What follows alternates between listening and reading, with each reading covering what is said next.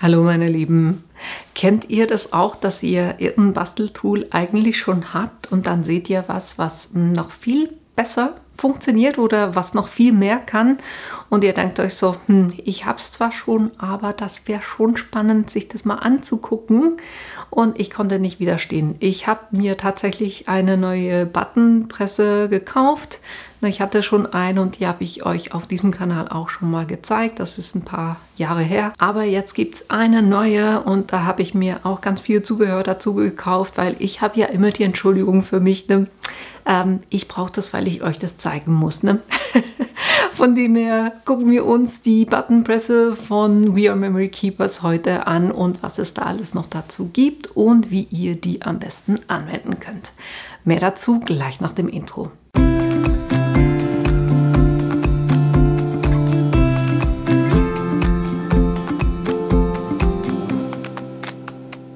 Wenn ich von der Buttonpresse gesprochen habe, die ich schon hatte, dann meinte ich diese hier.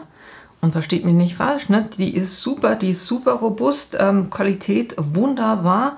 War halt einfach ein bisschen teuer. Ich glaube, die war ich habe sie schon ein paar Jahre, war glaube ich um die 260 Schweizer Franken plus dann noch 40 Franken Zoll, weil aus Deutschland, also die war bei mir dann irgendwo über 300 Franken. Und was ich damit machen kann, ist genau eine Größe von Buttons. Und das ist diese Größe hier. Und das Prinzip ist da so, es gibt solche zum Austauschen, die sind dann noch ein bisschen teurer. Oder es gibt eben einzelne Maschinen für verschiedene Größen. Was die nicht hat, ist irgendwas zum Ausschneiden, damit dann die Buttons oder das Papier die richtige Größe hat, damit es hier reingeht und es dann auch wirklich klappt. Und für mich war es auch nicht immer ganz erfolgreich, weil die Schwierigkeit ist ja, dass sich das Papier quasi unter diese Kante drunter legt und auch da bleibt, damit es dann einen schönen Button gibt. Aber naja, wir gucken uns jetzt mal an, was meine Alternative dazu ist. Und zwar habe ich mir hier ein ganzes Paket gekauft. Das erste ist die Buttonpress selber. Da ist die Presse drin plus die Tools für die mittlere Größe von Buttons und eben auch das zum Ausschneiden. Wir gucken jetzt kurz, was da drin ist. In der Box drin habt ihr die Buttonpresse selber, voll meine Farben, ne? Schön weiß. Und dann habt ihr hier eine Einlage, die ihr verwendet zum Schneiden. Das zeige ich euch dann. Dann habt ihr eben die Presse, also das ist um das Element auszuschneiden, das verwendet ihr zusammen mit diesen weißen Plattformen. Dann habt ihr diese beiden Elemente für die Buttons selber. Dann habt ihr hier schon 1, 2, 3, 4, 5 Buttons in eben der mittleren Größe plus die Plastikteile, die ihr braucht. Und es hat eine Anleitung für die Buttonpresse, aber die ist wirklich super einfach zum Bedienen. Wir gucken uns gleich an, wie das Ganze funktioniert. Ich wollte euch einfach zeigen, was ich eben alles mir noch dazu gekauft habe. Hier diese Größe, die bei der Maschine mit dabei ist, das sind 37 mm. Dann gibt es zusätzlich den Aufsatz für die 25 mm. Das sind auch runde und die sind eben gleich groß wie meine ursprüngliche Maschine. Dann gibt es weiter hier die großen. Die sind 58 mm. Ich muss noch Platz machen, es wird noch mehr. Dann gibt es auch erst seit kurzem quadratische, auch ganz cool, 32 mm. Und heute gerade in der Post gekommen, finde ich extrem gut, dass es tatsächlich für heute geklappt hat. Da haben wir die Herzform und die ist ganz neu auf dem Markt. We Are Memory Keepers hat die im Mai in den Staaten lanciert und ich dachte eigentlich, das wird bei uns bis Herbst, bis die bei uns sind, aber sie sind schon angekommen. Ich finde das so cool. Das heißt, wir können jetzt auch Buttons in Herzform machen und das sind 58 mm. Das heißt, eine Maschine mit 1, 2, 3, 4, 5 Aufsätzen. Und das kann durchaus sein, dass es irgendwann auch noch mehr gibt. Das sind einfach die 5, die es im Moment auf dem Markt gibt. Und es ist auch immer einfach zu erkennen, welche Buttons, wenn ihr die Buttons einzeln kauft, zu welchem Aufsatz gehören, weil hier, na, dieses Rot passt zu diesem Rot, dieses Rosa passt zu diesem Rosa, Grün hier, Rosa hier. Das seht ihr auch immer an den Farben, was dann dazu passt. Ich habe auch dann noch andere Sachen, die ich euch zeigen werde, und da ist es dann eben dieses Mintgrün. So, ihr seht, ich habe eingekauft, ich konnte nicht widerstehen, aber ihr seht dann, was man alles damit machen kann. Also ich finde das wirklich super cool. Und jetzt gucken wir uns einfach mal an, wie ihr diese Aufsätze verwendet, wie ihr die Buttons machen könnt, und zwar für jedes einzelne Element. Also wir gucken uns die ganzen 5 an. Starten wir als erstes mal mit der für die 3,7 oder die 37 mm. Da habe ich ein Motiv. Müsst ihr einfach gucken vom Motiv her. Ihr seht hier innen drin, in diesem schwarzen Bereich hat es einen Ring. Und den muss das Motiv auf jeden Fall abdecken, weil das braucht es, damit es sich dann um den Button herum biegen kann. Und das ist bei mir der Fall. Dann haben wir diese Plattform hier unten, die könnt ihr schwenken, ne, rein und raus schwenken. Jetzt habt ihr das dünne, das gebt ihr einfach oben rein. Ne? Das ist magnetisch, das hält sich da oben auch. Und dann gebt ihr dieses Element hier drauf mit. Das könnt ihr drehen. Ne?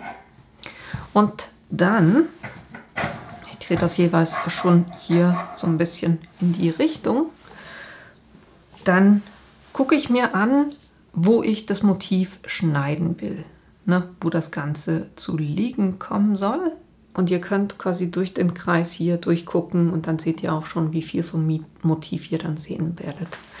Und genauso lege ich das hier auf die Plattform, gucke, dass es nicht mehr verrutscht.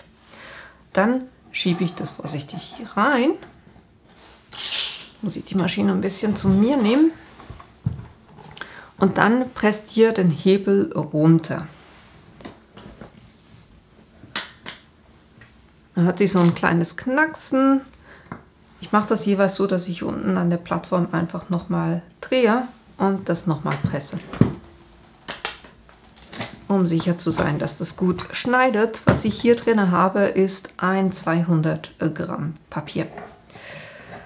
Könnt ihr die Plattform wieder rausnehmen. Und jetzt sollte der Kreis geschnitten sein. Hat bei mir nicht ganz funktioniert, aber es ist zumindest angeschnitten. Von dem her kann ich da jetzt einfach kurz mit der Schere den Rest noch schneiden. Einfach schön diese quasi, schön diese quasi schon angeschnittenen Kante entlang. So, jetzt habe ich meinen Pin. Dann brauche ich dieses Schneidelement nicht mehr. Dieses Element brauche ich gerade nicht mehr und auch dieses hier nicht mehr. Jetzt haben wir auch wieder das dünnere, kommt wieder oben hin. Und ihr habt hier drauf auf der Maschine habt ihr einen Pfeil und hier habt ihr A steht Top, das heißt Top, es kommt oben hin, dann habt ihr ein A und ein B. Und ich gebe das hier beim B quasi, gebe ich das rein. Und dann bleibt das magnetisch und ich kann das auf die Position A drehen, weil wir fangen mit der Position A an. Dann kommt unten die Basis auch rein und die könnt ihr eben auch drehen. Und auch hier habt ihr einen Pfeil und auch da gehe ich jetzt auf die Position A. Das heißt, der Pfeil und A liegen übereinander. Einfach, dass ihr das seht. A liegt hier auf A und hier unten auch A auf A. Dann habt ihr hier eine Linie drauf und ich gucke einfach jeweils, dass das Motiv dann schön dieser Linie folgt. Jetzt brauchen wir das obere Element vom Button. Das legen wir hier drauf. Dann brauchen wir unser Design und da gucke ich jetzt eben auch auf die Ausrichtung.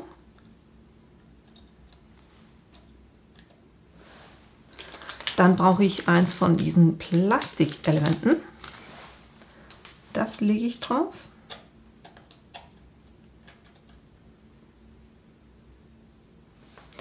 Und jetzt kann ich das hier reinschieben oder rüber drehen wieder. und dann auch mit Schmackes runterdrücken.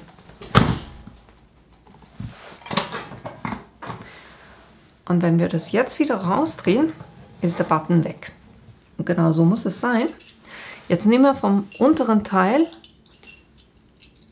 seht ihr, hier ist es gerade, das ist das, was nachher außen liegen wird. Und das, was nachher außen liegen wird, muss nach unten gucken. Ne? Und hier gucke ich auch auf die Ausrichtung von diesen beiden Linien. Dann drehe ich das wieder rein.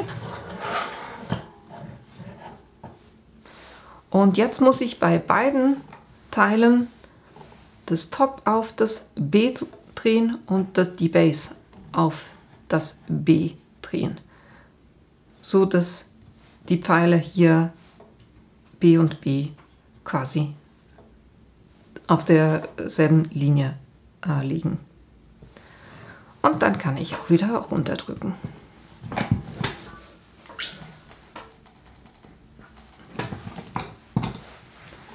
Drehen wir das raus. Und hier unten kann man so hochdrücken, dann kommt der Button wunderbar raus. Und ihr seht, wir haben schon den ersten Button gemacht. Und es hat ringsherum auch wunderbar funktioniert, dass sich das Papier drunter gerollt hat.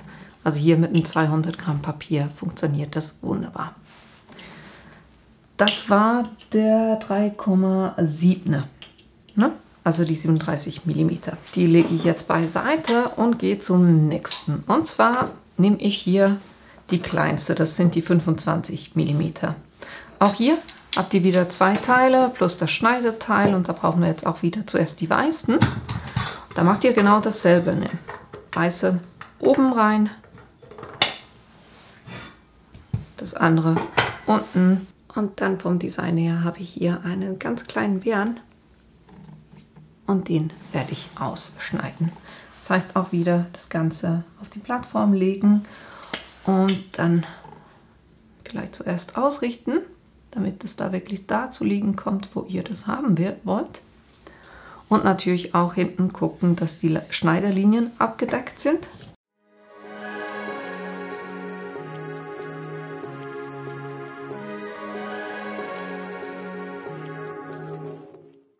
Und so hat es das wunderbar geschnitten.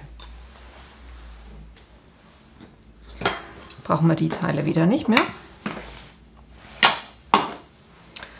Dann kommt auch hier wieder das, wo Top drauf steht, kommt nach oben. Drehe ich auch schon aufs A rüber. Dann die Base hier. Und das war was. Das drehe ich auch schon auf die A. Also dass hier wieder auf beiden Orten der Pfeil bei A steht. Dann hat es hier bei der also bei der Vorrichtung, hat es schon ein paar Buttons mit dabei. Da braucht ihr auch wieder das, was oben liegt, unten liegt und das Plastik. Das heißt zuerst der Pin rein oder der Deckel. Das, was so gewölbt ist, das guckt jetzt, also das liegt oben. Ne? Dann das Design drauf. Hier gucke ich auch wieder auf die Ausrichtung und dann das Plastik drauf. Dann können wir es reindrehen und das stanzen.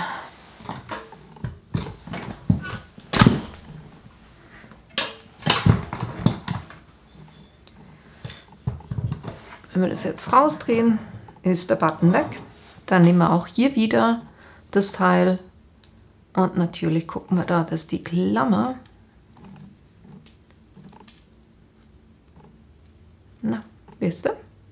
So, dass die Klammer unten liegt und auch in der richtigen Ausrichtung.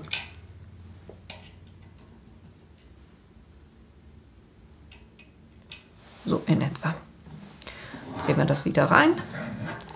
Und jetzt müssen wir auch wieder gucken, dass beide auf B stehen.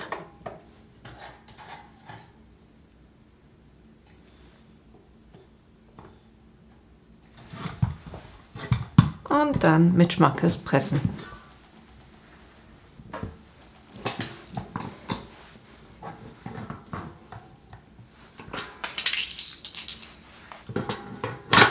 Und dann haben wir hier einen super süßen kleinen Pin. Ist der nicht super süß?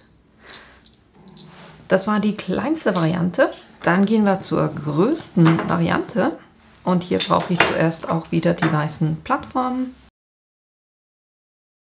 Dann habe ich hier diesen süßen Bären.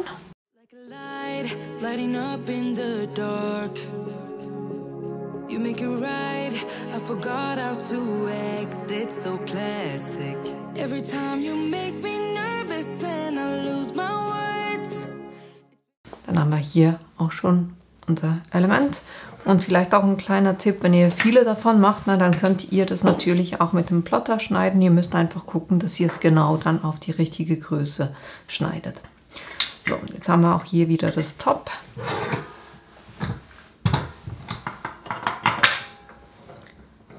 Auf der A-Position unten die Base. Dann natürlich auch auf der A-Position. Dann brauche ich hier auch die Buttons und ich weiß gar nicht, irgendwie bei allen, sonst war ein kleines Testpaket von 5 Buttons mit dabei, aber nicht bei dem.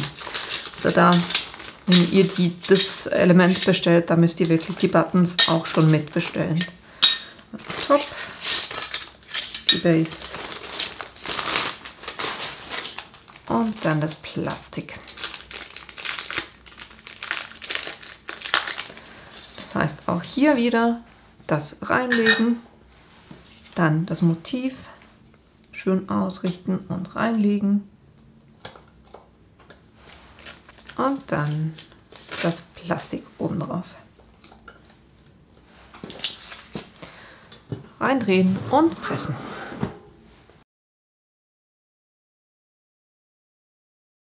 Ausdrehen.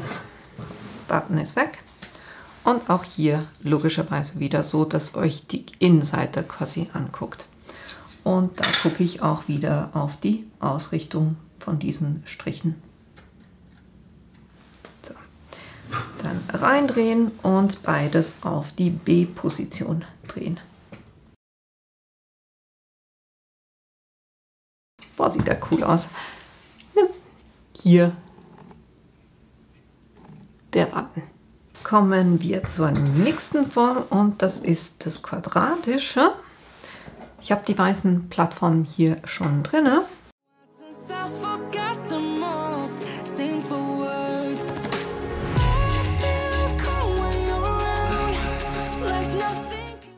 Dann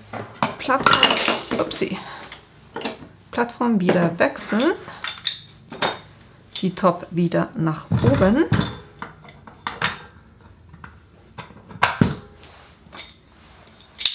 die Button unten,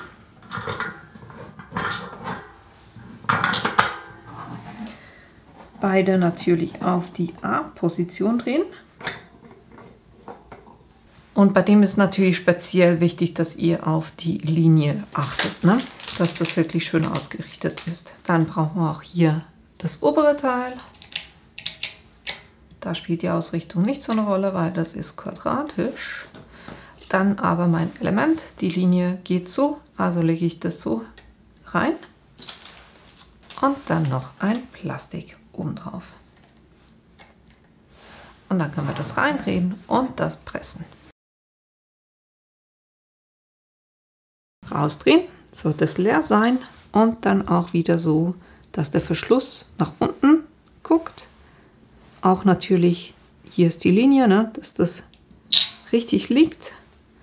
Dann das Ganze auf B drehen wieder. Natürlich auch oben. Und dann können wir es nochmal pressen. Und auch der hat wunderbar funktioniert. Super süß, ne? Der kleine Bär. Und dann kommen wir noch zur letzten, nämlich dem Herz. Da habe ich auch wieder einen Bären. Natürlich auch hier wieder ausrichten, dass das schön so liegt, wie ich das dann haben will. Dann einfach gucken, dass es möglichst mittig auf der Plattform ist, dass es dann wirklich auch gut schneidet. Dann kommt auch hier die dünnere Plattform oder da, wo Top drauf steht, kommt oben rein.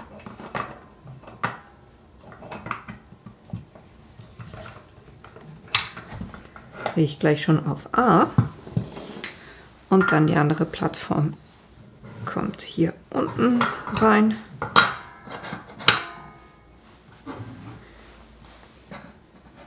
Und die drehe ich auch schon auf A. Dann kommt wie immer dieses matte Metallteil hier rein. Dann mein Motiv. Dann das Plastik. Müsst ihr einfach oben gucken, wo dieser Herzausschnitt ist, dass das da passt. Nochmal kontrollieren, ob beide auf A stehen, tun sie. Und dann können wir das pressen.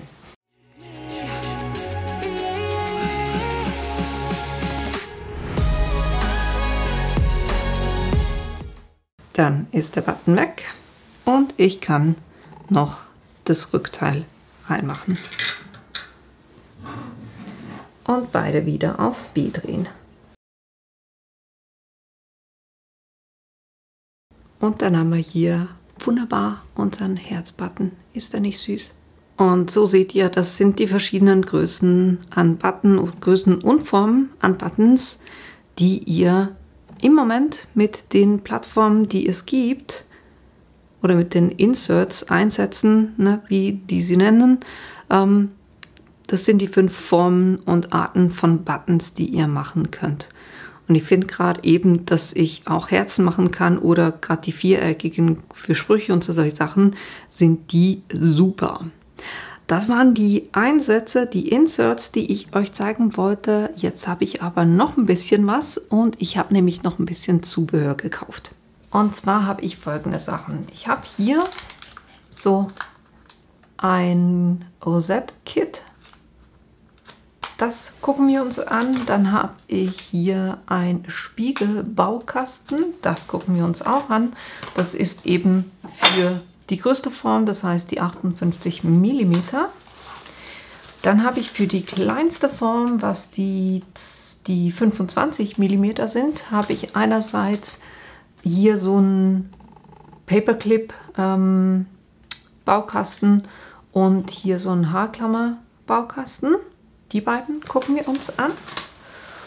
Und dann habe ich einerseits hier für die mittlere Größe, das sind die 37 mm, habe ich einen Schlüsselanhänger. Dann habe ich solche Klebeschaum-Aufkleber und dann habe ich auch Magnetaufkleber, damit man dann die Buttons eben zum Beispiel an den Kühlschrank machen kann.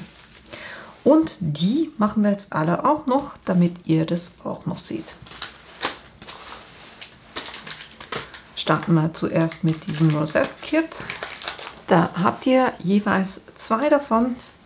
Sehen ein bisschen zerknüllt aus, aber das könnt ihr einfach nochmal gerade bügeln. Brauchen wir natürlich nur 1 davon. Und da habt ihr dann eben nicht die Klammern hinten, sondern nur dieses Element.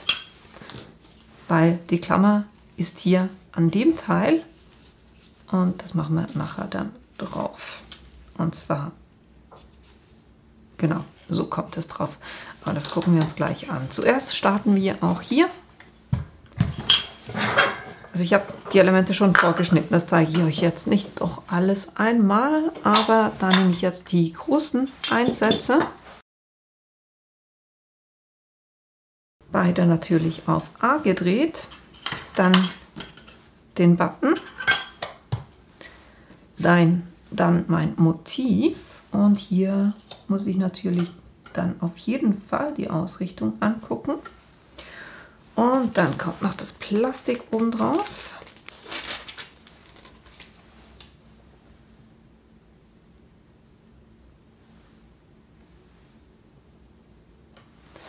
Und so kann ich das reingeben.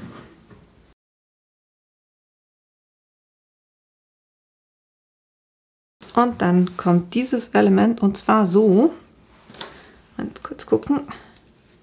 Das wird so dann eingeklemmt. Also sind da, wo ihr die 58 seht, das muss unten sein. Und so drehen wir das auch wieder rein. Natürlich jetzt wieder auf B drehen.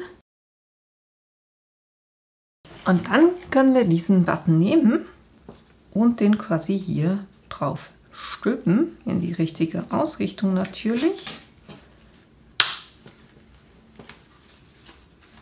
Und wenn das dann hier unten auch noch schön gebügelt ist, dann sieht doch das schon sehr cool aus, ne? Die allerbeste Mama der Welt.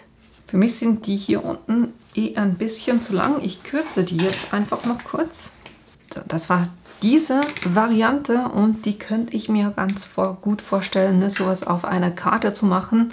Und dann kann dann zum Beispiel die Mama, die Beschränkte, ne, das wegnehmen und sich anstecken oder irgendwo hinhängen. Finde ich eine coole Sache. Dann haben wir hier diese Spiegel-Variante. Da haben wir das Oberteil, einen Ring, einen Spiegel, einen Klebepunkt und das Plastik auch. Dann habe ich mir mein Motiv schon gemacht, passend zum Spiegel, ne? Don't forget to smile. Dann muss ich hier die Presse wieder auf A stellen.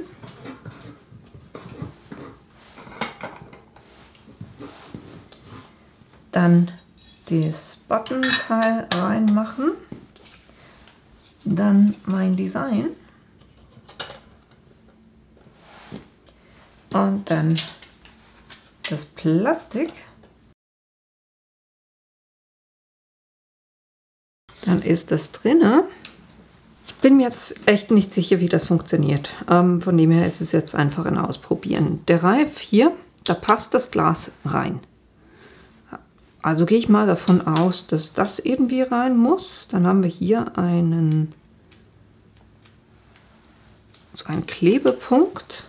Haben wir den hier drauf. Das ist jetzt wirklich ein Ausprobieren, weil es steht wirklich auf der Verpackung steht nichts drauf, wie man das machen muss. Von dem her, wir testen das jetzt einfach mal. Das heißt, ich gebe das jetzt hier rein, drehe das Ganze auf die Position B, auch oben. Und jetzt gucken wir einfach mal, ne, was passiert. Okay, gut. Meine Vermutung war richtig. Es ist tatsächlich so, dass dieses Plastikteil hier reingedrückt wird, anstatt, weil wir haben dieses Element, was wir sonst bei den Buttons haben, dieses Rückteil gibt es nicht. Und das ist hier der Spiegel, also dieses Plastikteil. Von dem her ist es genau die Reihenfolge. Und so habt ihr anstatt einen Button einfach einen kleinen Handspiegel. Ne? Doch eine coole Sache. Das war das. Ihr seht, manchmal geht Probieren über Studieren. Dann gehe ich zu den rosaroten Elementen. Das sind für die Kleinen. Auf A drehen schon. Dasselbe hier unten. Und jetzt fangen wir mal zuerst an mit diesem Büroklammernteil. Da haben wir auch den Button. Wir haben eine Klammer, wir haben ein Rückteil und das Plastik. Was nehmen wir da? Hier habe ich ein kleines Du bist einzigartig auf ein Designpapier drauf gedruckt. Somit Button rein. Dann das Papier und hier bei dem ist es auch extrem wichtig, dass ihr das wieder auf die horizontale Linie ausrichtet. Passt bei mir. Dann das Plastik drauf.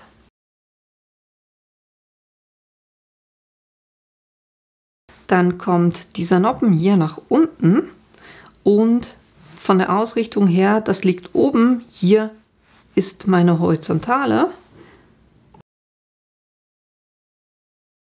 So, dann beides auf die Position B drehen. Ich muss natürlich zuerst auf B drehen und dann das Ganze ausrichten. Ne? So.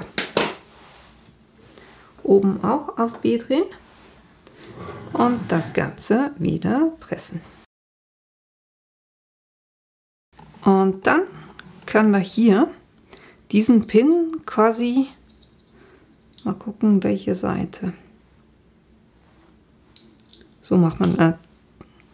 Ihr würdet ja, wenn ihr das eben auf dem Papier drauf macht, würdet ihr das so drauf schieben und deshalb kommt das Element hier oben rein. Und genau, das machen wir. Ihr hört auch ein Klicken, wenn es drin ist. Und so habt ihr wunderbar einen kleinen Button an einer Büroklammer dran, was ihr dann irgendwo in ein Scrapbook oder auf eine Karte drauf machen könnt. Na, das ist diese Variante. Dann haben wir hier noch die Haarklammern. Da habt ihr auch diese 4 Teile, nämlich den Button, den Rückteil, die Nadel und das Plastik. Dann muss ich hier alles wieder auf A stellen. Dann den Button reinmachen, mein Motiv reinmachen.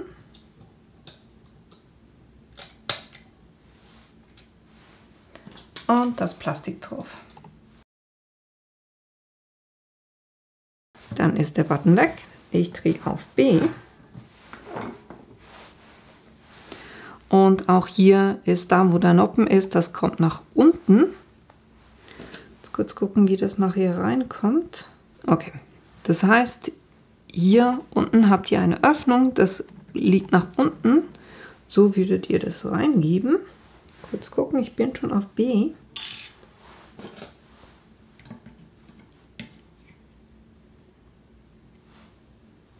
So, oben auch auf B. Wunderbar, dann presse ich das.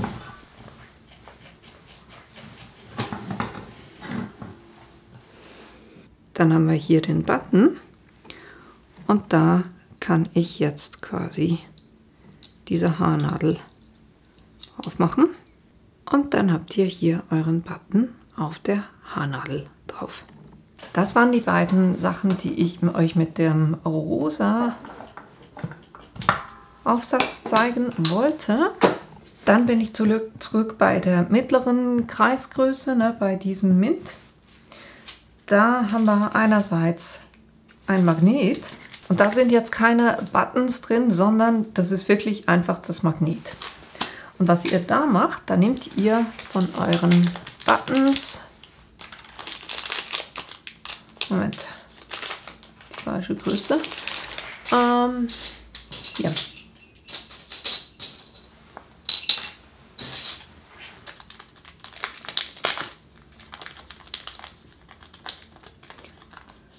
Es empfiehlt sich nicht, so ein Chaos auf dem Tisch zu haben wie ich.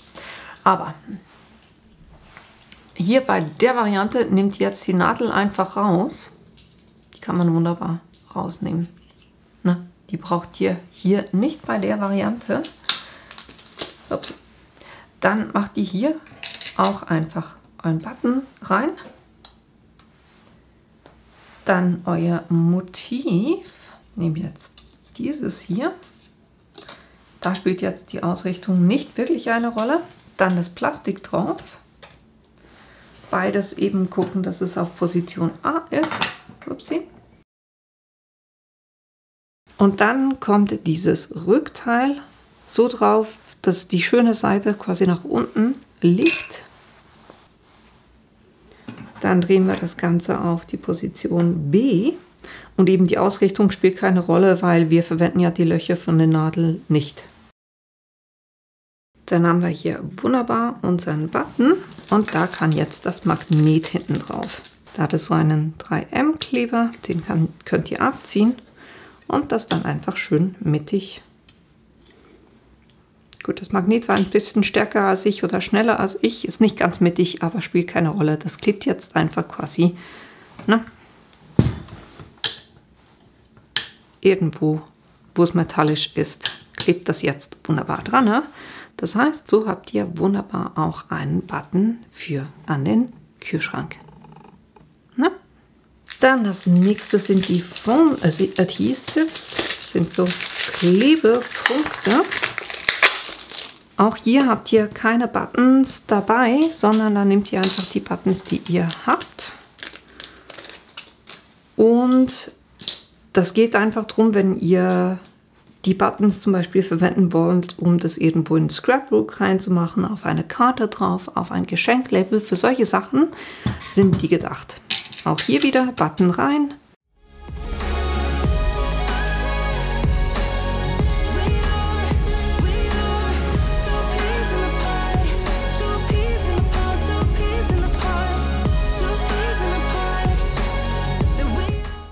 Dann haben wir hier wunderbar unseren kleinen Button und dann kann ich auf der Rückseite ganz einfach so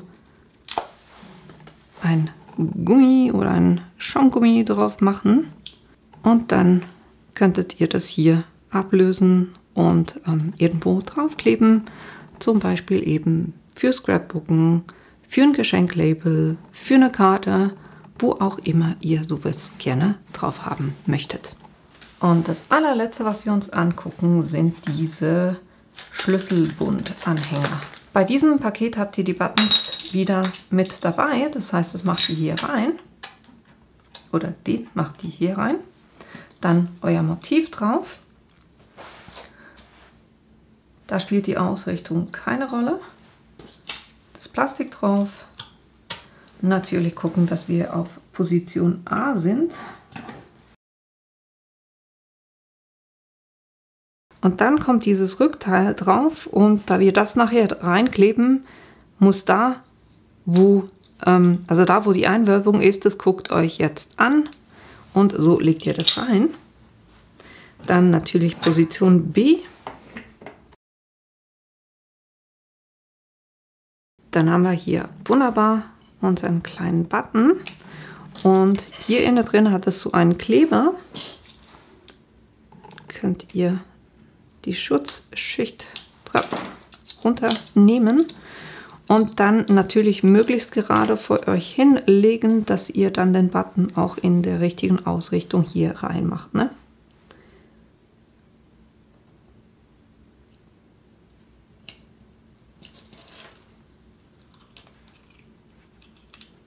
Und so habt ihr einen super süßen Schlüsselanhänger, den ihr aus einem Button gemacht habt. Ist das nicht cool? So, das wird jetzt sehr wahrscheinlich wieder ein längeres Video. Ich plane immer so und ich denke, das geht ja nicht allzu lange. Ne? Mache ich kurz und dann werden die Videos dann trotzdem lang. Ja, da kann ich noch ein bisschen dran arbeiten. Aber ich wollte euch einfach eine vollständige Sicht auf die ganze Sache geben. Ne? Die Buttonpresse selber und die ist wirklich auch schön massiv und diese Plattformen, die man fürs Ausschneiden verwendet, da gibt es auch dann die zum Austauschen. Das heißt, wenn die mal nicht mehr so gut ist oder so frisch ist, kann man die auch austauschen. Oder eben, wie gesagt, ihr könnt, wenn ihr dann die Größe wisst, wie das schneidet, dann könnt ihr sowas zum Beispiel auch mit dem Plotter schneiden und dann könnt ihr ganz viele miteinander machen. Ne? Geht vielleicht sogar ein bisschen einfacher. Und eben die Presse selber plus dann die 5 Aufsätze, die ihr habt, die 25 mm Kreis, die 37 mm Kreis, die 58 mm Kreis, das Viereck, was 32 mm ist und das Herz, was ein 58 mm ist. Und dann eben auch noch verschiedene Varianten mit dieser Rosette, mit dem Schlüsselanhänger, Pins, Büroklammern, Magneten, na, einfach so die verschiedenen Varianten, die es bis jetzt dazu gibt. Ich hoffe, das hat euch eine gute Übersicht gegeben und ihr könnt jetzt nachvollziehen, warum ich mir das unbedingt kaufen wollte.